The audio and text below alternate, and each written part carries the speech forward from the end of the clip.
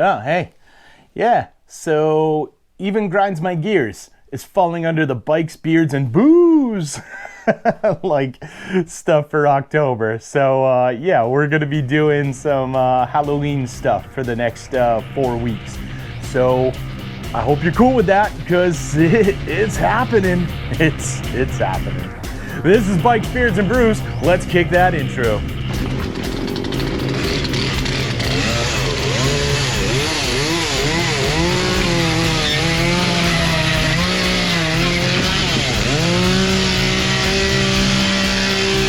Hey guys, welcome back to the channel. Before we kick this one off, make sure you like, comment, subscribe, hit that bell notification.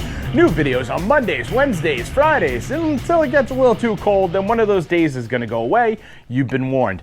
Let's get the other stuff out of the way. Want to save 15% on a Cardinal communicator? Check my referral link down below. You want to support me in all my do-gooderness like these cool guys here? Boom! Check my coffee page down below. You want to know why I'm asking you for money? Spoiler alert, that link is also down below. Check it out. So let's just jump into today's video. And it is why Rob Zombie's The Munsters grinds my gears. Because let me tell you, this movie sucks. It sucks. So, all right. Right out of the gate, let me just say, I realized that the Munsters, the original Munsters, the old school black and white Munsters that Rob Zombie said that he was like basing this off of and he's a huge fan of, is filled with all kinds of like, you know, goofy humor and like slapstick and stuff like that. So that is what I expected going into this movie. And let's get this out of the way too. If you haven't watched this, if you plan on watching this, yes, there's going to be spoilers from here on out. So you have now been warned about that as well. But at the same time, this movie blows, so you're not really missing anything, and I'm not spoiling anything amazing for you. So there you go. But anyway, so I based my like expectations going into this from like the old school black and white Munsters. The same that Rob Zombie claimed that he was a huge fan of and that he was gonna stay very like tried and true on. So first and foremost, right out of the gate, he failed that because he made this a prequel.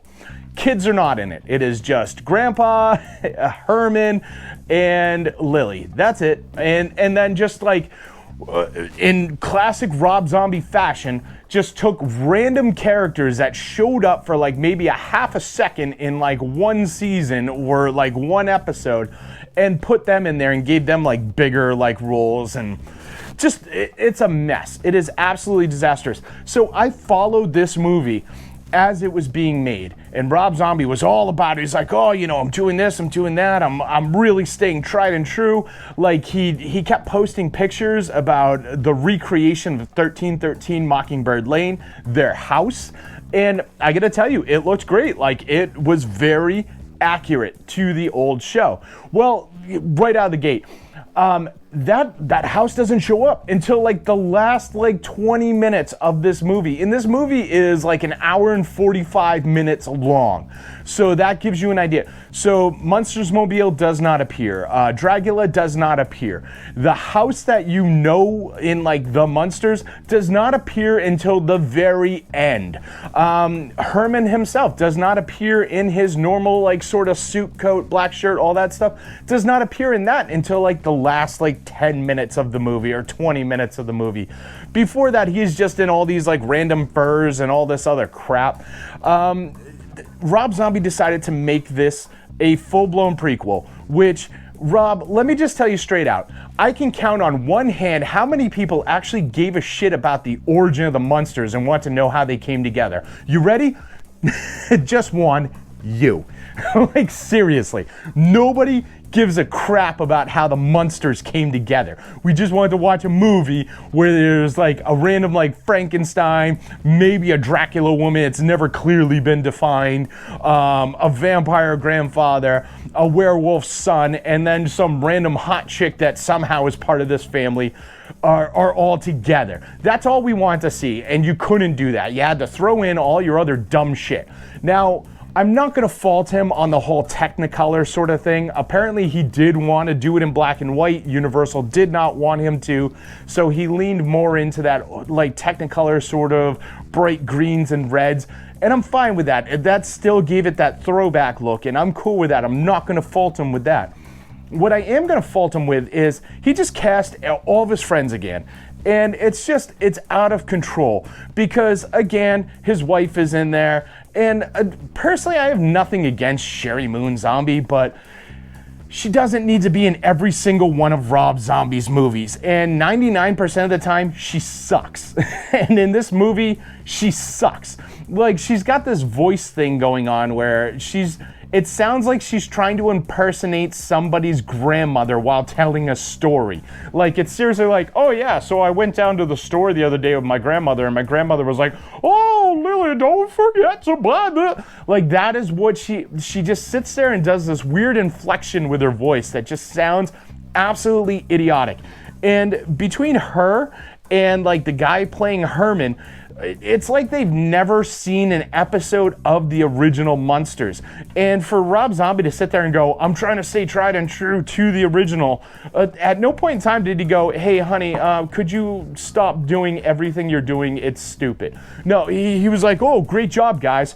The dude playing Herman Munster, same thing. Like, he's a staple to, what is it, Jeff Daniels Morgan or some crap. I don't know. He's got 3 names, and I get really excited because every time I see Jeff Daniels, I'm thinking Jeff Daniels from like Dumb and Dumber and stuff, and then I see this guy and I'm like, And it's the typical Rob Zombie thing. Rob Zombie is kind of like Kevin Smith, as in like he just keeps casting the same people over and over again. It used to be charming with older Kevin Smith movies, but now he's got like 5 million friends and he tries to jam them into every single movie. Kevin Smith, seriously, we don't need a goddamn cameo of Ben Affleck in every single frickin' movie you make. You know, we get it. You know Ben Affleck. Calm down. And Rob Zombie, like just keeps doing it, and it's almost like poor man's Tim Burton, when like Tim Burton was always casting Johnny Depp and Helena Bonham Carter when he was married to her. The difference is like Helena Bonham Carter, however you pronounce her name, has talent. She is a very good actress. You see her show up in other stuff. She doesn't have to be in a Tim Burton movie. When was the last time you saw Sherry Moon Zombie show up in anything that isn't Rob Zombie? Like Rob Zombie did Halloween, put her in there because why not? And you could tell he wasn't planning to come back for Halloween Part 2 because he went ahead and killed her in Halloween Part 1.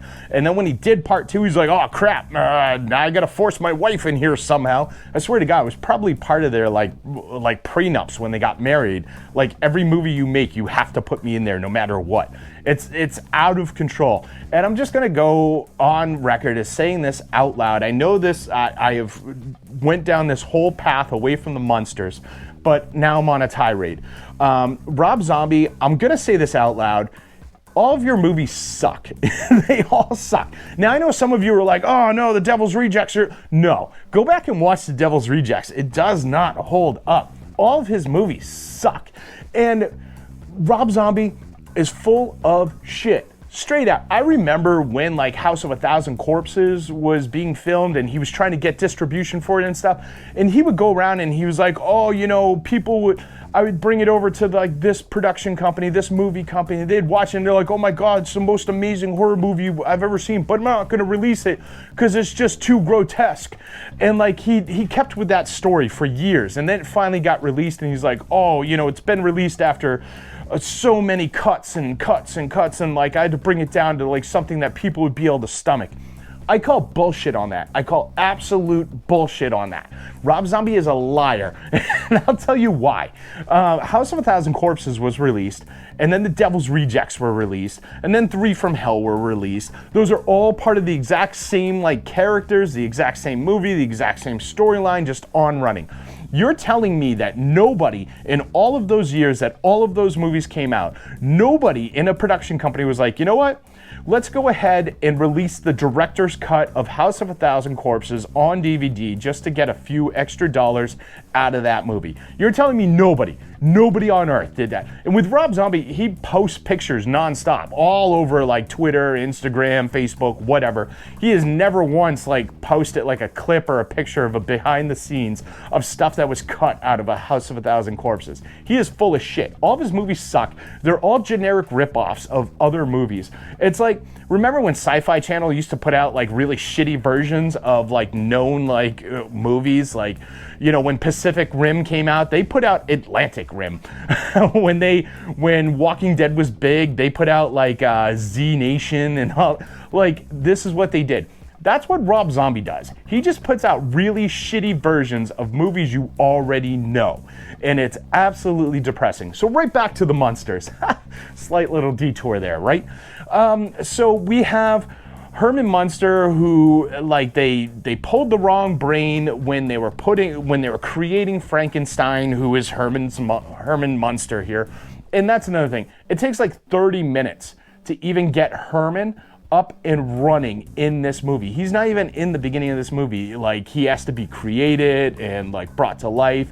And then like the biggest part of this movie is just him meeting Lily and them kind of like building their relationship and getting together, while Grandpa decides he hates Herman and doesn't want him.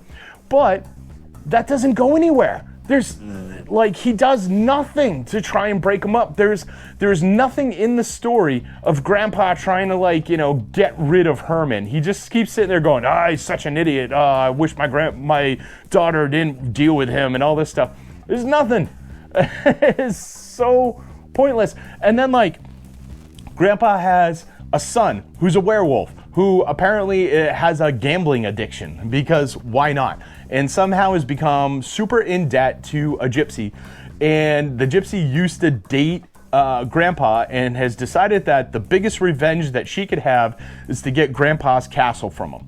So Herman gets married to Lily, and the werewolf brother shows up and goes, hey man, I got this great thing where I can make you guys a ton of money if you just sign this contract right here. And the contract was actually the deed to the castle.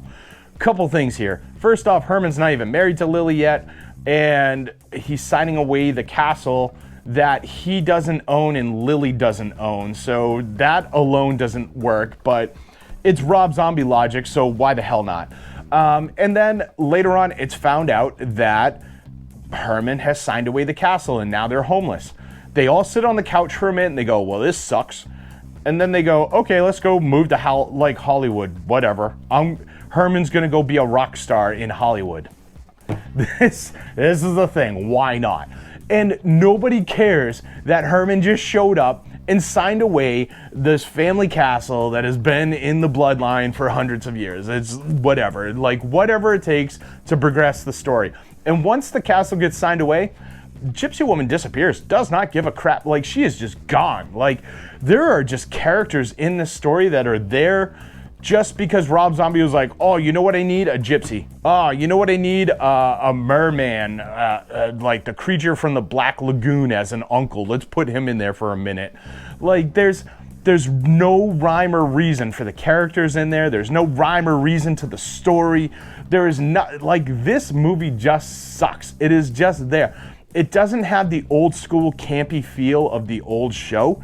And if you think it does, that just tells me that you've never watched the old show, or you've watched like a 5-minute clip and you're like, oh, this is exactly the same. It's absolute garbage. Seriously, Rob Zombie, you and your Munsters movie, you absolutely suck. You're on notice, you grind my gears, knock it off. I'm just gonna go with another probably unpopular opinion here, depending on your age bracket and all that. Rob Zombie has not done anything musically amazing or good since White Zombie's Astro Creep 2000, Songs of Love, Destruction, and Other Synthetic Delusions of the Electric Head. Everything he's done since then is just a far cry from what he could be doing. Even now, like his band is just all discarded members of Marilyn Manson. You basically just have Marilyn Manson with Rob Zombie singing. I don't know. Whatever, man. It's crap. All of his movies suck. If you've never seen Lords of Salem, don't. That is probably his worst movie. In fact, if you want to, get that movie and watch it, and take a shot every time you're like, holy hell, this is the shittiest movie I've ever seen ever. You're gonna die of alcohol poisoning. It's impressive how horrible that piece of shit is. Anyway, Hope you enjoyed that video. Make sure you like, comment, subscribe. Share this video with friends. Share it with family. Share it with that one dork you know who's like, oh, I'm the biggest Rob Zombie fan ever, and nobody could ever like say otherwise because he's so great. Loves this stuff, trust me. And I'll see you all on the flip side.